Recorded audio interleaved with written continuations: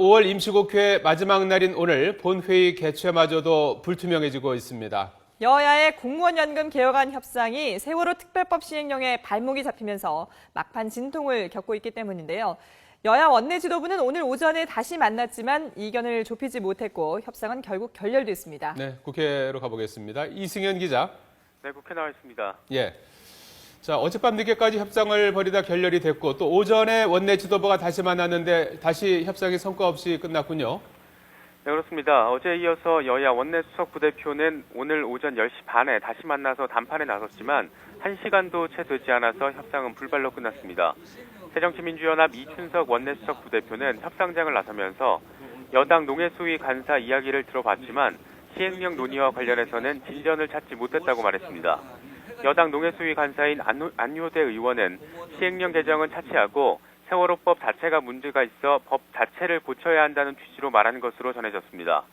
이에 대해서 이 원내수석 부대표는 여야 원내대표들이 합의해서 시행령 개정을 시도한다고 해도 농해수위 여당 간사의 생각이 저렇다면 절대 상임위를 통과할 수 없다고 목소리를 높였습니다.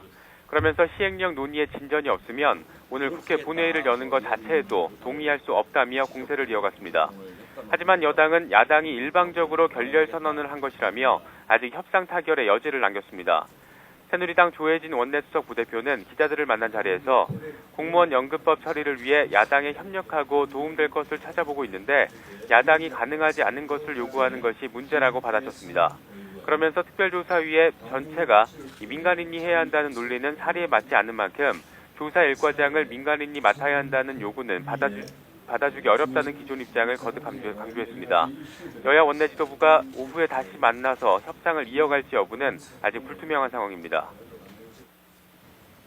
자, 결국 세월호 특별법 시행령 수정 문제가 발목을 잡고 있는 상황인데요. 도대체 어떤 부분이 문제가 되는 건가요? 네, 세월호 특별조사위원회 진상규명국에는 이 조사 1과부터 3과까지가 있는데 이 검찰 서기관이 맡도록 한 조사 1과장 자리를 민간인이 맡아야 한다는 것이 새정치연합의 주장의 핵심입니다.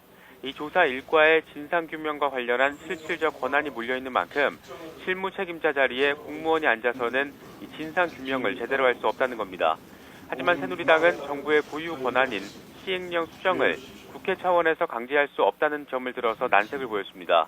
다만 여야는 유승민 원내대표가 제안한 것처럼 이 정부가 만든 시행령이 모법인 세월호법에 위배가 된다면 개정을 할 수 있도록 국회법을 고치자는 방안에 대해서는 잠정 합의를 했습니다. 하지만 새정치연합이 시행령 개정에 대한 확실한 정부와 여당의 약속을 요구하고 또 새누리당이 무리한 요구라고 거부를 하면서 협상은 다시 꼬여있는 상태입니다. 지금까지 국회에서 YTN 이승현입니다.